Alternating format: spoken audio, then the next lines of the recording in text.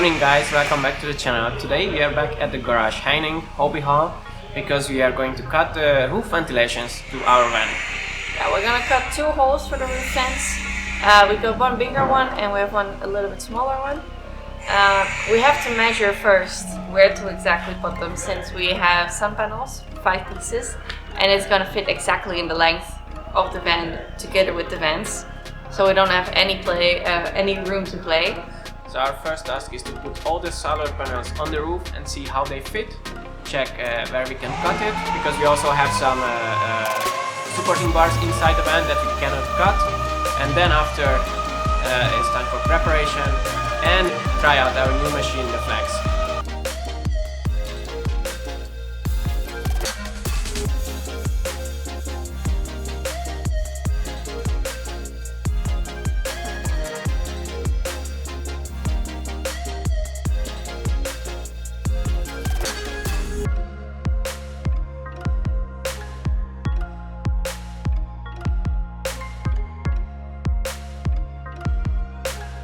So we are test fitting the solar panels and the ventilation on the roof. As you can see, it's almost fully covered, and we still have one more solar panel to place here. The good thing is, it fits, but we do have some compromises to make, because originally the plan was to put the Maxxfan in the length, but we have to put it sideways, otherwise our solar panel is gonna stick out a lot more than expected. So it's like this, and then we have 860 watts of solar panel.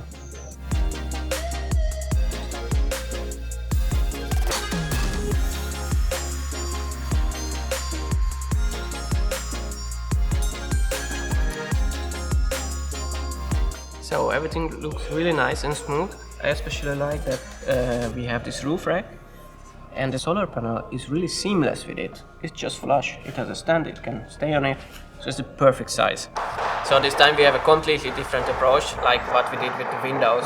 First we made a cutout, attached it on the roof, we are going to cut it around, and then we are going to cut it with the Flex. We really had to check where we place this ventilation, because from the inside of the van we have beams, and from the roof we are going to have solar panels on the roof.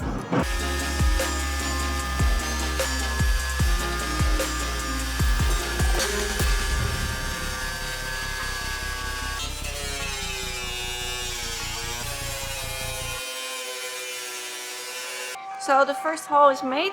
It went really smooth. The vent fits right away.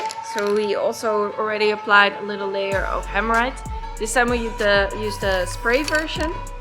It is a bit more, how do you say it, like it's thinner, but it does dry really quickly, so we can apply more coats quicker after each other.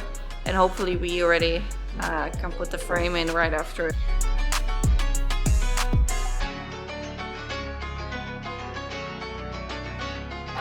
So we also made a little wooden frame for the vent, which will sit on the inside, same as we did with the window again as well.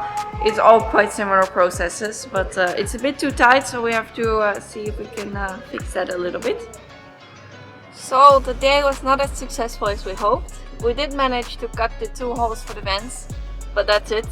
Mostly also because we need to wait for the drying time of the Hammerite paint, because this is going to be on the roof. We really want it to be waterproof, so it's a bit sad, but tomorrow we will finish. We will glue the frames in for the vents, and then also the vents itself.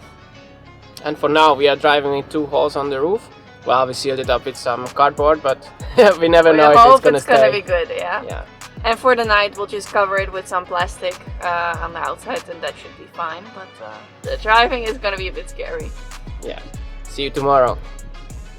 So it's the second day. We decided to stay at home today and work from here, just to save some time and money, but it is really cold. It's close to 0 degrees, so it's a bit freezing. We'll try to hurry up for today. One other downside of the cold is that the paint, the Hammerite, is not really drying well. The small hole we applied yesterday in the beginning of the day already with spray paint Hammerite, and that one actually did dry. It's just really dirty from dust and other things that got on it, so we have to sand it, but we can start working on this one already. The other hole on the other side, it's still quite wet. We only applied the Hammerite when we got home in the evening, and since we never know if it's really gonna rain at night, we also close it up with a tarp. Together with the cold was not the best plan, so it's still a bit sticky, but we put a heater there right now. Hopefully that will help, and that once we finish this one we can start on that one.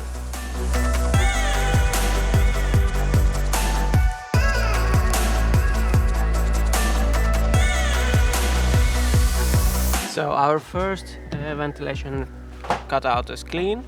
We are going to apply some Sikaflex 522 on it, on this part. It's made for it, so we are going to apply it there and then place it inside, secure it with some wood from inside and screw it in.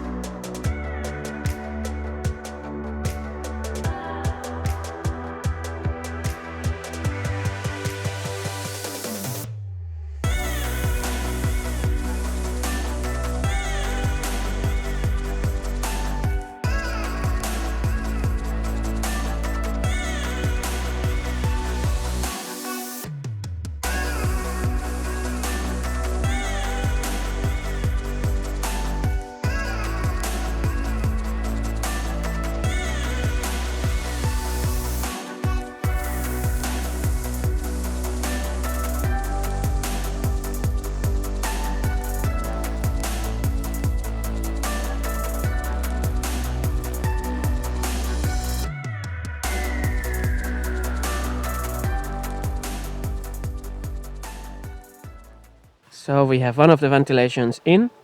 I have to say it was a little bit more difficult than the windows, as this one also has electricity involved, and we wanted to get the cable out of the way to make it look nice later on when we have a cover inside. Bobby is just doing the cosmetic touches because I was not so careful with the Sikaflex, but hopefully it's waterproof. We are on to the next roof ventilation. This is going to be Maxxfan Air Deluxe. So this is a little bit different. As you can see, we have these ribs on the van, so we have to even out the level of it, so this frame can evenly lay out on it. For that we are going to use a butyl tape, apply a few layers so it can flushly sit on top of it.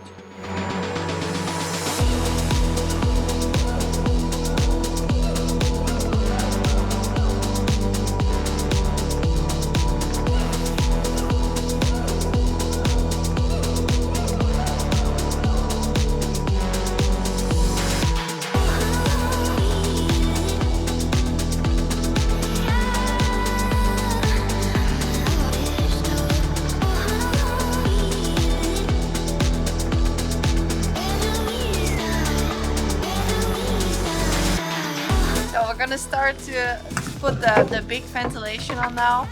I will be on the inside, Eric is gonna attach it on the outside. The steps we have to take. First we will glue down the wooden frame on the inside with some stronghold glue. Then Eric will put some Sikaflex on the inside of the vent part. Basically that will go on top of the roof. We push this in, we drill it in, then attaching the van itself from the outside with 4 screws as well.